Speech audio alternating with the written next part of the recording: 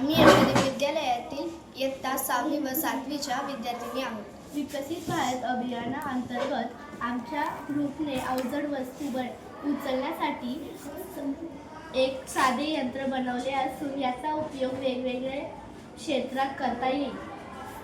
इकडे तिकडे पडलेल्या कचरा सोप्या पद्धतीने उचलण्यासाठी आम्ही माझ्या ग्रुपने यंत्रणा बनवलेली आहे। त्याचा उपयोग आताही करू दाखवू।